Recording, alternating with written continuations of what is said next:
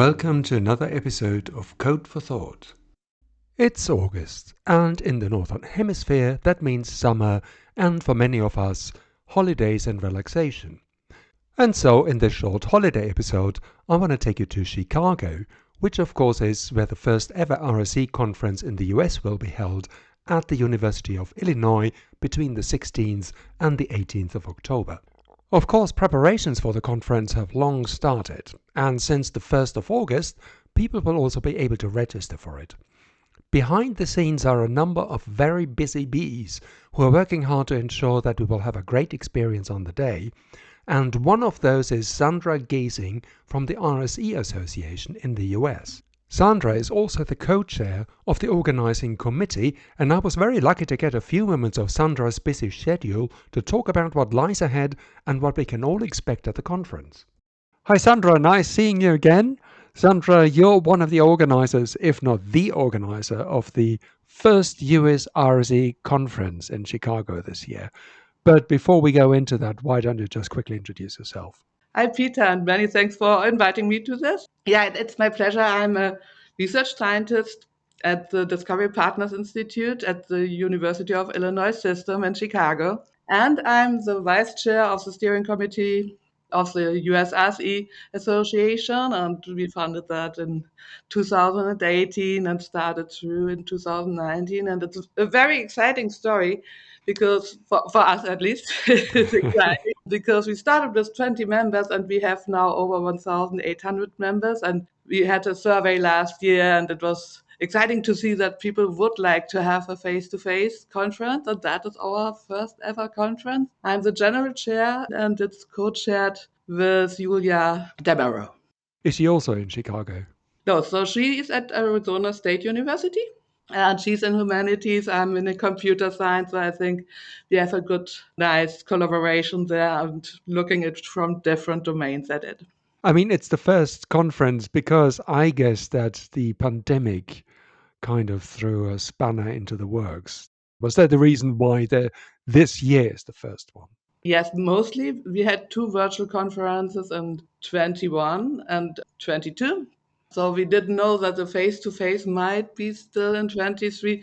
Nobody did know a year ago how it will go, maybe with Yeah. face-to-face conferences. I had some experience. I'm also part of the Center for Excellence for Science Gateways, and we did last year our first after the pandemic, or in the middle of the pandemic, however we should say it at the moment, a Gateways conference. People were really happy to do something face-to-face, and yeah, we decided it's time to do it this year. You haven't opened the registration yet, have you? I think it's at the time of recording, it's still about 3 days away. I think it opens on the 1st of August, doesn't it? Yeah, it opens on the 1st of August. It's exciting. We have 95 submissions.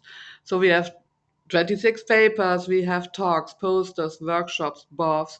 We have tutorials online before. People need only to register, but it's for free and gives also people the chance who cannot travel to the face-to-face conference to be part of the community, to listen in. And we have notebooks like Jupyter Notebook. I'm very grateful to our 167 PC members who did reviews, who did reach out, who did a lot of work. So US RSE is a really grassroots community. It's very cool. We got several sponsors, which makes it, of course, possible to have a couple of more things like food at the conference, have some travel funding. How are the Jupyter notebooks going to be presented? Are they going to be run in sessions, or how do people deal with that? At the moment, we think that we integrate it with the talk session also, and that they can run it, that people can try it. The notebooks are submitted, we define the format, but how it will be really presented at the conference is work in progress. So the conference itself starts on the 16th of October and ends on the 18th. So it will be a number of panel sessions. Yes, so people can expect we start on the Monday, the 16th in the morning. Then in the afternoon, we have workshops. In the evening, or in the late afternoon, evening, we will have the poster session with reception. And the Tuesday is planned also keynote panels, some talks, some interactive sessions. We have several rooms where people can also have, for example, lunch meetings. In the evening, we will have dinner, conference dinner. And the third day will be also around panel. And we will probably in the mid of the afternoon, we will have our last talks. And we have a really fantastic student program also, especially for students who have maybe the first experience with a little bit bigger conference. That is a huge program for a first conference, actually.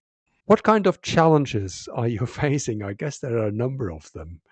So yeah, some challenges are really also to define our processes. Mm. So I have experience with conference organization, but this is also we want to make it really fitting for our community.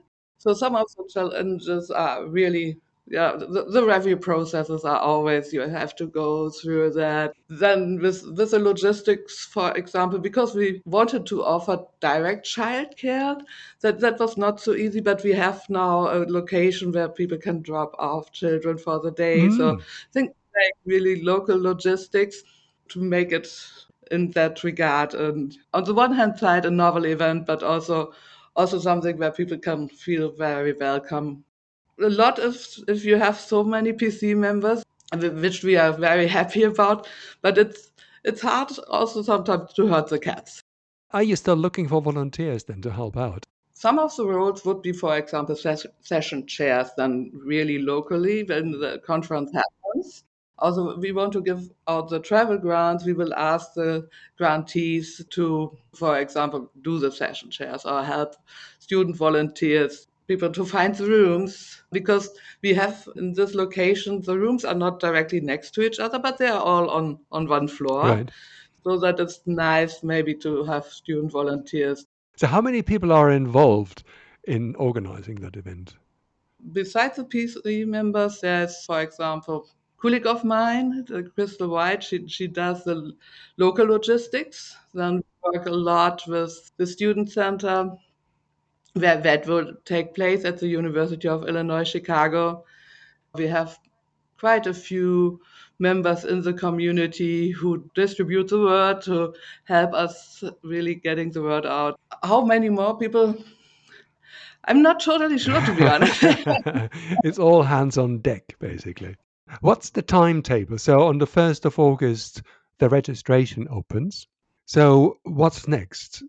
So what next in the timetable is really, as you said, the registration. Then we will send out next week the last notification for authors and everything, so authors know whether their submissions are accepted. Hmm. The next thing is that we are working on the timeline, which tutorial is in the 2 weeks before the conference. Hmm.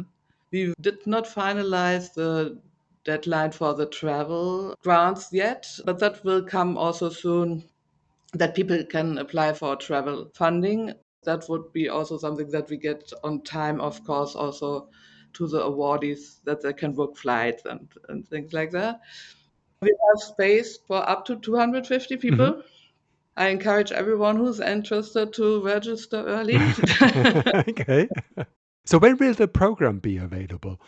So that really the program is online. We aim at in the next 2 weeks. We're recording at the end of July, just for the listener. So, it means kind of mid August. Yes, yes. So that is the goal. All right. Okay.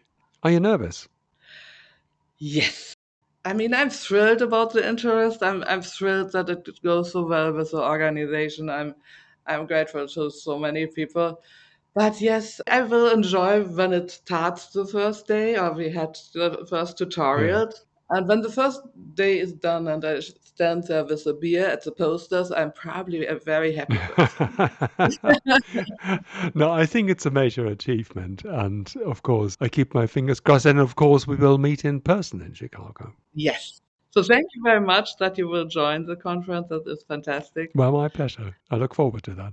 Just also as an announcement, so Peter will be there and he will do some interviews. If it's to be interviewed, contact me or Peter. Indeed, exactly. Yeah, no, it'll be lovely to talk to a number of people. Yes. Well, thank you so much, Sandra. I wish you all the best for the conference. And of course, it will be exciting and it will be absolutely fantabulous. Thank you so much. That is our hope. Okay. Well, by the time you hear this, the program for the RSE conference should be available. And as we said before, registration for the conference has been open since the 1st of August. There is also a travel bursary for those who need help with travel costs, and you will find all the details in the links provided with this episode. As we've just mentioned, I'll be at the conference to produce a podcast episode about it. So if you'd like to talk to me about it, get in touch via email or send me a message on Mastodon or Twitter. You'll find the contact details in the episode notes. This will be my first time in the US since the pandemic years, and the very first time in the windy city of Chicago. So I'm very excited, and I really look forward to meeting with many of you. Until then, enjoy the rest of your holidays and see you in Chicago.